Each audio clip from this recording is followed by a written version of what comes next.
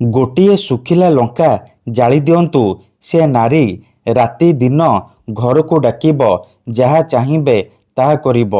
ଯଦି ଆପଣ ସୁନ୍ଦରୀରୁ ସୁନ୍ଦରୀ ଝିଅକୁ ପଟେଇବାକୁ ଚାହୁଁଛନ୍ତି, ସୁନ୍ଦରୀ ପଡ଼ିଶା ଘର ଭାଉଜକୁ ପଟେଇବାକୁ ଚାହୁଁଛନ୍ତି, ତାଠାରୁ ନିଜର ମନ ମୁତାବକ କାମ ହାସଲ କରିବାକୁ ଚାହୁଁଛନ୍ତି, ତେବେ ଆଜିର ଏହି ଭିଡ଼ିଓଟି ଆପଣଙ୍କର ଇଚ୍ଛାକୁ ପୂରଣ କରିବ।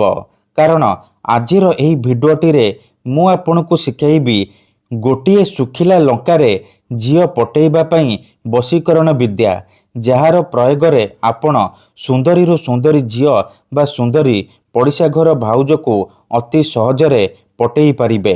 ଏହି ବଶୀକରଣ କରିବା ପାଇଁ ଆପଣଙ୍କୁ କୌଣସି ପ୍ରକାର ମନ୍ତ୍ରତନ୍ତ୍ର କରିବାକୁ ପଡ଼ିବନି କିମ୍ବା କିଛି ବି ପଇସା ଖର୍ଚ୍ଚ କରିବାକୁ ପଡ଼ିବନି।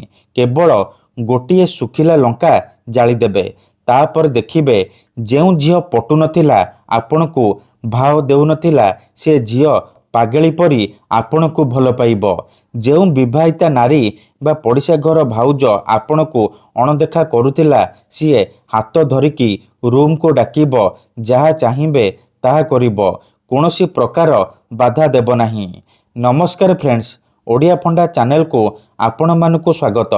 ଆପଣ ସମସ୍ତଙ୍କର ଇଚ୍ଛା ଥିବ ଝିଅ ପଟେଇବା ପାଇଁ, ସୁନ୍ଦରୀ ବିବାହିତା ନାରୀକୁ ପଟେଇବା ପାଇଁ। କିନ୍ତୁ ଇଏ ଏତେ ସହଜ ନୁହେଁ। ଏଥିପାଇଁ ଆମର ତନ୍ତ୍ରଶାସ୍ତ୍ରରୁ ମୁଁ ଆଜି ଆପଣଙ୍କ ପାଇଁ ଶୁଖିଲା ଲଙ୍କାରେ ଏମିତି ଏକ ଘରୋଇ ବଶୀକରଣ ବିଦ୍ୟା ନେଇ ଆସିଛି, ଯାହାକୁ ଆପଣ କରିଦେଲେ ନିଜ ପସନ୍ଦର ସେ ଝିଅକୁ ଅତି ସହଜରେ ପଟେଇ ପାରିବେ। ତାଠାରୁ ନିଜର ମନ ମୁତାବକ କାମ ହାସଲ କରିପାରିବେ।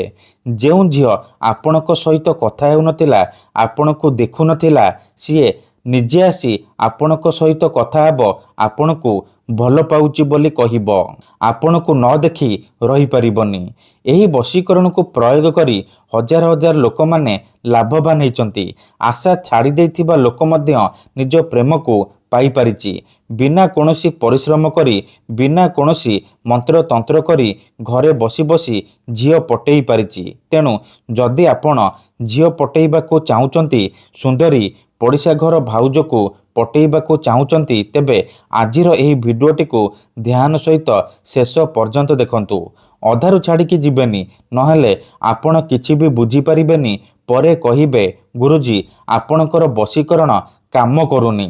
ଦେଖନ୍ତୁ, ମୁଁ ଆପଣଙ୍କୁ ସବୁ ଭିଡ଼ିଓରେ କହୁଛି, ଯେଉଁପରି ଆପଣ ଭଗବାନଙ୍କୁ ମାନୁଛନ୍ତି, ଭଗବାନଙ୍କ ଉପରେ ବିଶ୍ୱାସ ରଖିଛନ୍ତି, ନିଜର ସବୁ ଦୁଃଖ କଷ୍ଟ ଅସୁବିଧା ଭଗବାନଙ୍କୁ ଜଣାଉଛନ୍ତି, ଯଦି ସେ ଅସୁବିଧାର ସମାଧାନ ନ ହେଲା, ତାହାର ମାନେ ନୁହେଁ କି ଭଗବାନ ନାହାନ୍ତି। ସେହିପରି ମନ୍ତ୍ରତନ୍ତ୍ର ହୁଏ, ବଶୀକରଣ କାମ କରେ, କିନ୍ତୁ ଏହାକୁ ଆପଣଙ୍କୁ ସିଦ୍ଧ କରିବାକୁ ପଡ଼ିବ। ପ୍ରୟୋଗ ବିଧିକୁ ଠିକ୍ ଭାବରେ କରିବାକୁ ପଡ଼ିବ। ମୁଁ ଆପଣଙ୍କୁ ଯେମିତି ଶିଖେଇବି, ଆପଣଙ୍କୁ ଠିକ୍ ସେହିପରି କରିବାକୁ ପଡ଼ିବ।